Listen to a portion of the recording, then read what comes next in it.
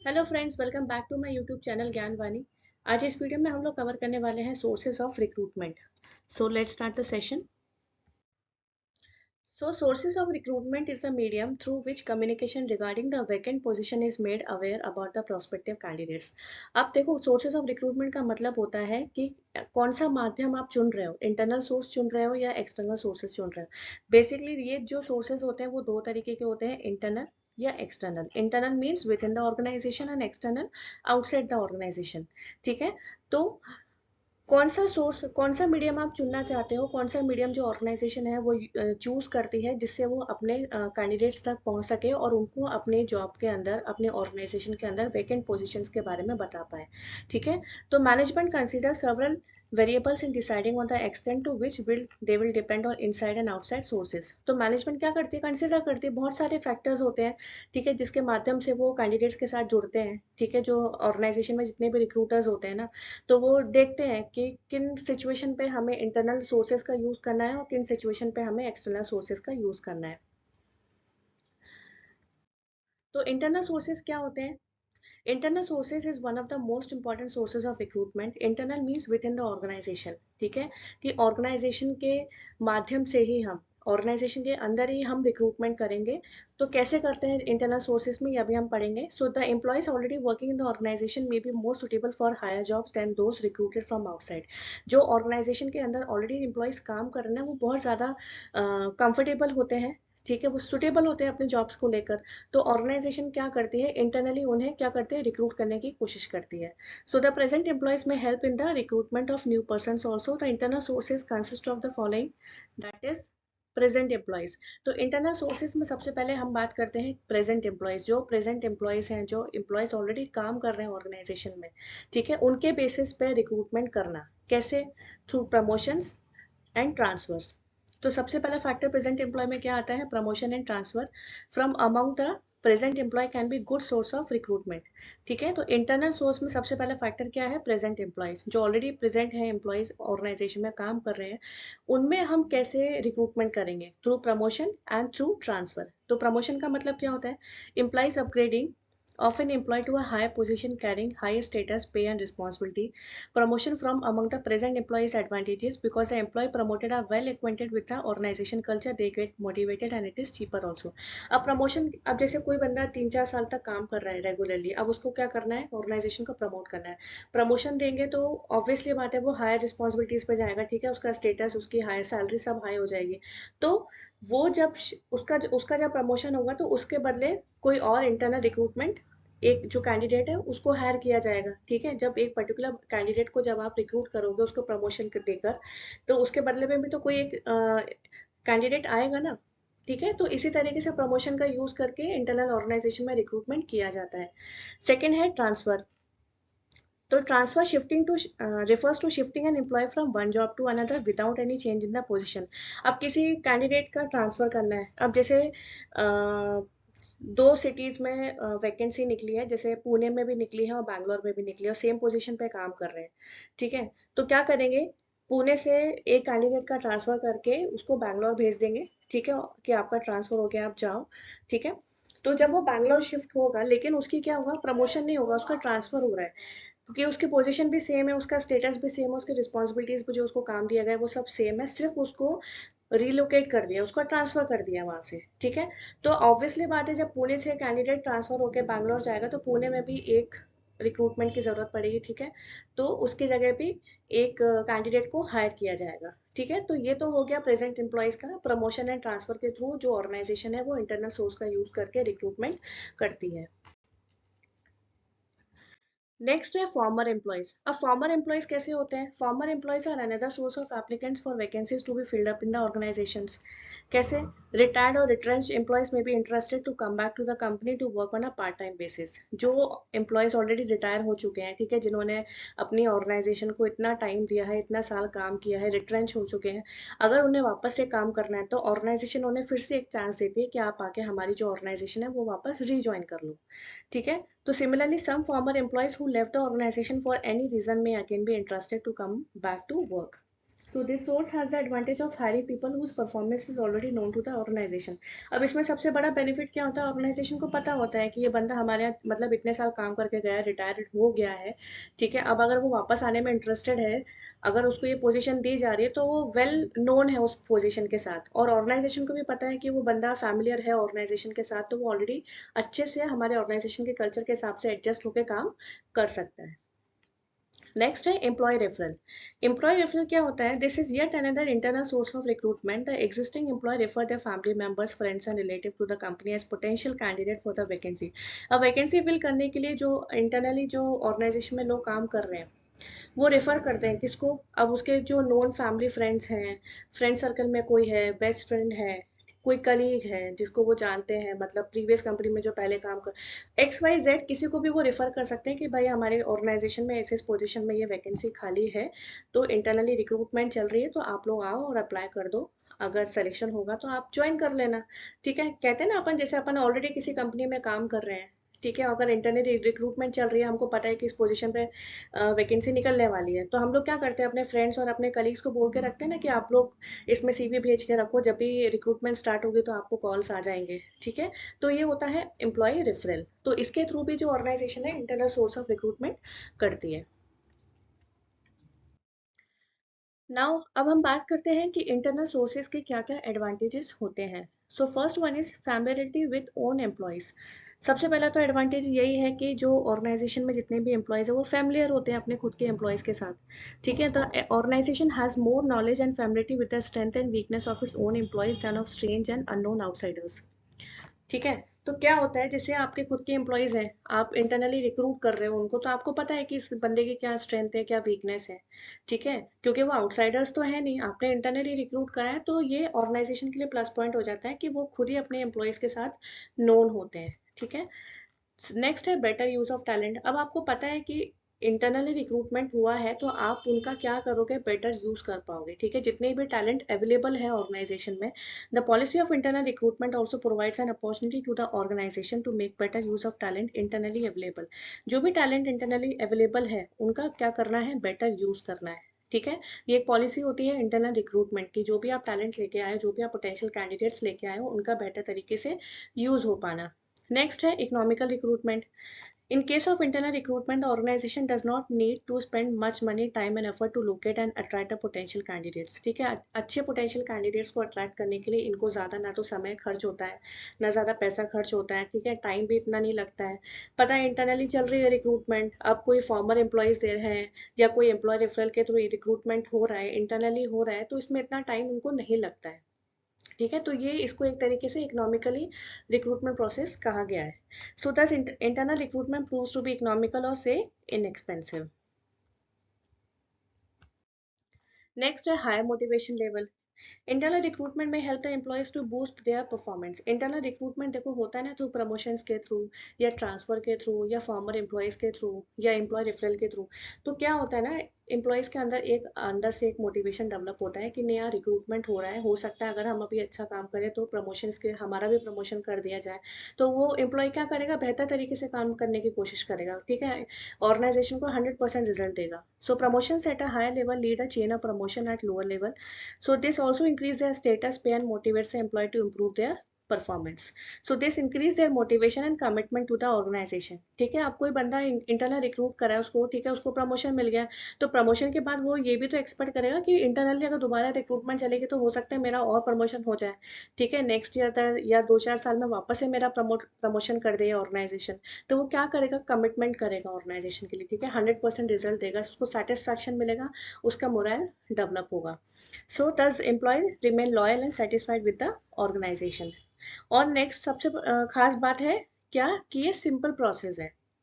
ठीक है, internally recruitment करने में इतना उनको वो नहीं लगता है कि इंटरनली हो रहा है, तो आसानी से जो रिक्रूटमेंट है वो हो जाती है। ये एक तरीके से सिंपल प्रोसेस होता है ऑर्गेनाइजेशन के लिए। तो internal recruitment makes the process of selection and placement simple.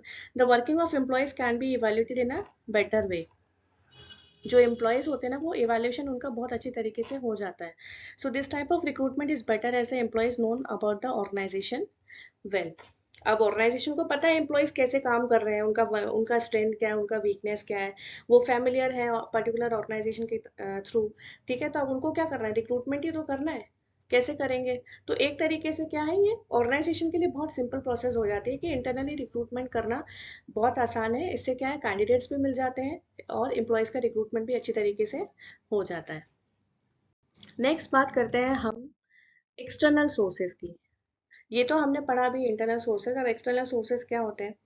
Every enterprise has to use external source for recruitment to higher position when existing employees are not suitable. देखो, हर case में internal recruitment काम नहीं आता है। ठीक है, जब एग्जिस्टिंग एम्प्लॉय सुटेबल नहीं होता है तो कुछ कुछ पोजीशंस ऑर्गेनाइजेशन में ऐसी आती है जहाँ पे हमें बड़े पैमाने पे रिक्रूटमेंट करनी पड़ती है, तो उसके लिए हमें एक्सटर्नल सोर्स का यूज करना पड़ता है। Since the filling up all the vacancies in an organization is not possible through internal sources, जितनी भी वैकेंसीज है वो इंटरनल सोर्सेज के थ्रू कभी कभी पूरी फिल नहीं होती, तो उस केस में हम क्या करते हैं ऑर्गेनाइजेशन वाले, कि उनको एक्सटर्नल सोर्सेज का यूज करते हैं। सो कौन कौन से एक्सटर्नल सोर्सेज हैं? सबसे पहला है एडवर्टीजमेंट। ठीक है, अब एग्जिस्टिंग एम्प्लॉय से काम नहीं चला, एक्सटर्नल सोर्स हमने ढूंढा। अब एक्सटर्नल सोर्स कैसे ढूंढोगे? सबसे पहला होता है एडवर्टीजमेंट। एडवर्टीजमेंट में क्या होता है, जैसे आपने देखा होगा, advertisement is the best method of recruiting person for hire and experienced job. So the advertisement are given in local and national press, trade or profession journals. News paper में भी एडवर्टीजमेंट दी जाती है। ठीक है, जैसे इस कंपनी में ये रिक्वायरमेंट निकल रही है, एडवर्टीजमेंट लगवा दो। ठीक है, क्योंकि एन नंबर ऑफ कैंडिडेट्स को सेलेक्ट करना है। ये एक बड़े पैमाने पर रिक्रूटमेंट की जाती है जहाँ बहुत सारे लोग अप्लाई करें। ठीक है, ऑर्गेनाइजेशन खुद भी चाहती है कि बहुत सारे एप्लीकेंट्स आए हमारे पास, बहुत सारे सीवीज एंड रिज्यूमेस आए, फिर उसके बाद हम सेलेक्ट करेंगे पोटेंशियल कैंडिडेट्स को। तो उसके लिए क्या होता है, एडवर्टीजमेंट निकालती है जो ऑर्गेनाइजेशन होती है, वो एडवर्टीजमेंट निकालते हैं अपने अपने जो वैकेंसीज होती है उनके ऑर्गेनाइजेशन के अंदर। So this method of recruitment can be use for jobs like clerical, technical and managerial. तो ये जो मेथड ऑफ रिक्रूटमेंट है बेसिकली कहाँ यूज किया जाता है? क्लरिकल में, टेक्निकल एंड मैनेजरियल पोजीशंस पे। So the recruitment of jobs are given in the advertisement. Management gets a wider range of candidates for selection. ठीक है, तो मैनेजमेंट को क्या मिलता है? बहुत सारे, एक बहुत बड़े पैमाने पे उनको मिल जाता है कि हाँ, बहुत सारे नंबर ऑफ एप्लीकेंट्स आएंगे। ठीक है, सीवीज भेजेंगे, रिज्यूमेस भेजेंगे, अप्लाई करेंगे, तो उसमें से एक आध दो बेहतर तो मिल ही जाएगा ऑर्गेनाइजेशन को, जिससे वो सेलेक्ट करके अपने ऑर्गेनाइजेशन में यूज कर सके। नेक्स्ट है एम्प्लॉयमेंट एक्सचेंज। ये एक अनदर सोर्स है एक्सटर्नल सोर्स का, ऑर्गेनाइजेशन का। Employment exchange run by the government are also a good source of recruitment. ये क्या होता है? गवर्नमेंट के द्वारा रन किया जाता है एम्प्लॉयमेंट एक्सचेंज। ठीक है, so unemployed person get themselves registered with this exchange. जो अनएम्प्लॉयड पर्सन होते हैं वो इन एक्सचेंज के साथ रजिस्टर्ड कर लेते हैं। ठीक है, so exchange are suitable source of recruitment for filling unskilled, semi skilled, skilled and operative post. तो unskilled, semi skilled, skilled and operative post के लिए जो एक्सचेंज होते हैं वो सुटेबल होते हैं। इसमें जो अनएम्प्लॉयड पर्सन होते हैं ना, वो अपने आप में रजिस्टर कर देते हैं इन लोगों के साथ। तो जो जॉब सीकर्स होते हैं या जॉब गिवर्स होते हैं, वो इन एम्प्लॉयमेंट एक्सचेंज के साथ कांटेक्ट करते हैं और फिर रिक्रूटमेंट के थ्रू उनकी जॉब लगवाते हैं। नेक्स्ट है रिक्रूटिंग एजेंसीज। अब ये क्या करती है? Several private consultancy firm, example AF Ferguson Associates, Datamatics, ABC Consultant, etc., perform recruiting function on behalf of client companies by charging fee. देखो, आप लोगों ने देखा होगा कोई भी रिक्रूटमेंट एजेंसीज होती हैं, ठीक है, कंसल्टेंसीज कह लो, क्या करती है वो? कैंडिडेट से फीस चार्ज करती है। कैंडिडेट से नहीं करती, लेकिन उनका कमीशन कंपनी से बंधा होता है। ठीक है, कंपनी से कमीशंस लेती हैं। ठीक है, जैसे बहुत सारी कंपनीज होती है ना, जैसे उनको एक्सटर्नल सोर्स का यूज करना है, एन नंबर ऑफ एप्लीकेंट्स लेके आने हैं, तो वो क्या करेंगे? कंसल्टेंसीज के साथ कॉन्टैक्ट करेंगे। उनका कमीशन होता है कि भाई एक बंदा अगर इस कंसल्टेंसीज के थ्रू अगर उनकी कंपनी में ज्वाइन हो जाता है, तो उसका जो कमीशन है वो कंसल्टेंसी लेगी। ठीक है, फीस चार्जेस चार्जेस लेती है। So generally, these agencies select personnel for supervisory and high level. The main function of these agencies is to invite applications and shortlist the suitable candidates for the organization. ये agencies क्या करती हैं? Candidate से बात करती हैं, उनको client company के बारे में बताती हैं कि हम इस कंसल्टेंसी से बात कर रहे हैं और इस कंपनी में ये पोजीशंस निकली हैं, तो क्या आप इंटरेस्टेड हैं? और अगर वो बंदा इंटरेस्टेड होता है तो उसका जो सीवी होता है, ठीक है, उसका जो रिज्यूमे होता है, स्क्रीन करके वो एक कंपनी को भेजती हैं, जिसमें उनके साथ उसके एक्सपीरियंस भी बताती है। ठीक है, इस बंदे को इतना एक्सपीरियंस है, इतना उसका सीटीसी है, करंट ये है, एक्सपेक्टेशंस उसकी ये है, और ये इस टाइम पे ज्वाइन कर सकता है। ठीक है, तो ये क्लाइंट और कंसल्टेंसी के बीच की जो बॉन्डिंग होती है वो ऐसे ही होती है, वो लोग रिक्रूटमेंट करते हैं, कैंडिडेट्स को कॉल करते हैं और फिर वापस लाइन अप करते हैं किसके लिए, ऑर्गेनाइजेशन में जाने के लिए। फिर ऑर्गेनाइजेशन क्या करती है, फाइनल डिसीजन लेती है कि उस बंदे को सेलेक्ट करना है कि नहीं, through the interview. So the final decision on selection is taken by the representative of the organisation. ठीक है। नेक्स्ट है कैंपस रिक्रूटमेंट। अब कैंपस रिक्रूटमेंट ऑब्वियसली सबको पता होता है कि कैंपस आते हैं, रिक्रूटमेंट होता है, बड़ी बड़ी कंपनीज आती है हमारे कॉलेजेस में। जैसे colleges, universities, research laboratories are fertile ground for recruiters. तो the IIMs and the IITs are etcetera are on the top levels of avenues for the recruiters. ठीक है, बड़े बड़े कॉलेजेस में देखा होगा आपने, कैंपस रिक्रूटमेंट हो रहा है, इतने का प्लेसमेंट हुआ, इतने का प्लेसमेंट हुआ, इतने बच्चे सेलेक्ट करके ले गई है कंपनीज, इतने बच्चे सेलेक्ट यहाँ पे नहीं हुए हैं, इतने रिजेक्ट हो गए हैं। तो आजकल हर कॉलेज में क्या हो रहा है, केवल IIT IIM की बात नहीं करूंगी मैं, सारे कॉलेजेस में आजकल कैंपस रिक्रूटमेंट होते हैं। ठीक है, अलग अलग कंपनीज आती हैं, बच्चों का चुनाव करती हैं, बच्चों को सेलेक्ट करती हैं, अलग अलग उनके इंटरव्यूज राउंड होते हैं, कैंपस सिलेक्शन होता है, टेस्ट होते हैं, और जो फाइनल सेलेक्ट होता है तो वो कंपनीज क्या करती है, ऑफर लेटर प्रोवाइड करा देती है और टाइमिंग दे देती है कि इस बंदे को इस इतने टाइम से ज्वाइन करना है। So campus recruitment is much sought after the recruiters that each college, university, department, or institute will have to have a placement officer to handle the recruitment functions. तो recruitment functions को कौन handle करता है campus में, जो recruitment officer होता है। ठीक है, जो प्लेसमेंट ऑफिसर होते हैं, ठीक है, जो ट्रेनिंग एंड प्लेसमेंट में काम करते हैं, उनका काम होता है कंपनीज के साथ कॉन्टैक्ट बनाए और उनको अपनी कंपनीज में बुलाए। ठीक है, फिर कैंपस रिक्रूटमेंट करवाए। Next, data banks. ना डेटा बैंक्स क्या होता है, the recruiting firms can prepare a data banks about various person in different field. जो रिक्रूटिंग फर्म्स होती है ना, वो क्या करती हैं, डेटा बैंक्स बनाती हैं डिफरेंट डिफरेंट फील्ड में अलग अलग पर्सनस का। So they can collect information from educational institution, employment exchange, or professional organization. So it will become another source and firm can get the particular as when it needs to recruit. तो इसमें क्या होता है ना, ये information collect करती है, ठीक है, कहाँ से, पर्टिकुलर प्रोफेशनल इंस्टीट्यूशन से, एम्प्लॉयमेंट एक्सचेंज से, प्रोफेशनल ऑर्गेनाइजेशन का, उनका एक पूरा MIS ट्रैकर, एक पूरा डेटा बैंक बनके तैयार होता है। क्यों होता है ये, इन केस बाई चांस अगर इन सब चीज़ों में से कोई भी सोर्स अगर काम नहीं आता है, तो फिर ये जो कंपनी और डेटा बैंक का यूज़ करती है, ठीक है, उसमें से फिर कोई बंदे की नीड है, किसी कैंडिडेट की नीड है ऑर्गेनाइजेशन में, तो वहां से उन डेटा बैंक्स का यूज करके उन ऑर्गेनाइजेशन में से, उन ऑर्गेनाइजेशन के लिए उन पर्टिकुलर कैंडिडेट्स को सेलेक्ट किया जाता है। ठीक है ना, अब बात कर लेते हैं हम लोग एडवांटेजेस ऑफ एक्सटर्नल सोर्स। इसके क्या क्या एडवांटेजेस हैं। एक तो ये सबसे पहली बात, ओपन प्रोसेस है। So being a more open process, it is likely to attract large number of applicants and applications। ठीक है, ये open process है, इसके थ्रू क्या होता है, large number of applicants होते हैं, जो large number of applications होते हैं वो attract होते हैं, वो बहुत सारे applications जो लोग होते हैं ना वो apply कर सकते हैं, क्योंकि ये open process होती है। इसमें कोई लिमिटेड काम नहीं होता। अब न्यूज़पेपर में एडवर्टीजमेंट देना, कैंपस रिक्रूटमेंट करना, इसमें क्या होता है, एक साथ बंच में ही तो लोग आते हैं, बंच में ही तो लोग आके अप्लाई करते हैं, एप्लीकेशंस भेजते हैं, अपने रिज्यूमेस भेजते हैं, इसलिए इसे कहा गया है ओपन प्रोसेस। नेक्स्ट है अवेलेबिलिटी ऑफ टैलेंटेड कैंडिडेट्स। इसमें टैलेंटेड कैंडिडेट्स की अवेलेबिलिटी होती है। ठीक है, अब किसी ऑर्गेनाइजेशन में रिक्वायरमेंट निकली है, अगर 20 या 30 पोजीशंस खाली हैं, ठीक है, तो ऑब्वियसली बात है, अगर ड्राइव चल रही है, कैंपस ड्राइव हो रहा है, तो टैलेंटेड कैंडिडेट्स तो मिलेंगे ही। So with large pool of applicants, it become possible for the organization to have talented candidates from outside। ठीक है, large pool of applicants के कारण ये possible होता है organization के लिए कि वो outside से, बाहर से talented candidates को attract करे और उनको select करके join करवाए। नेक्स्ट है opportunity to select the best candidate. अब ये ऑर्गेनाइजेशन के लिए भी काम हो जाता है कि उनको एक अपॉर्चुनिटी मिल जाती है बेस्ट कैंडिडेट को कैसे सेलेक्ट करें। So with large pool of applicants the selection process become more competitive. ये ज़्यादा थोड़ा कॉम्पिटिटिव हो जाता है, क्योंकि एन नंबर ऑफ एप्लीकेंट्स होते हैं जो अप्लाई करते हैं, ठीक है, और उसमें से एक बेस्ट कैंडिडेट को सेलेक्ट करना होता है। ठीक है, तो इसमें क्या होता है, थोड़ा कॉम्पिटिशन दिखता है। So this increase prospect for selecting the best candidates.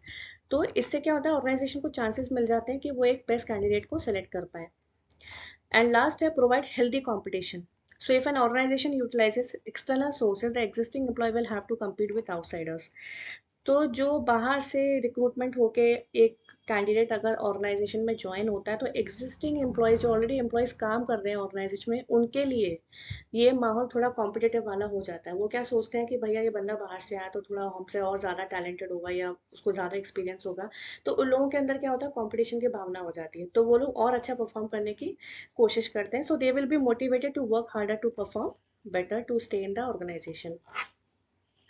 तो आई होप आपको ये वीडियो पसंद आया होगा। तो आज हमने पढ़ा internal and external sources of recruitment क्या होता है। तो आज की वीडियो में बस इतना ही। अगर आपको वीडियो पसंद आए तो प्लीज़ इसे लाइक शेयर सब्सक्राइब ज़रूर करें। नेक्स्ट वीडियो में हम लोग देखेंगे कि प्रोसेस ऑफ रिक्रूटमेंट कैसे की जाती है। So thank you so much.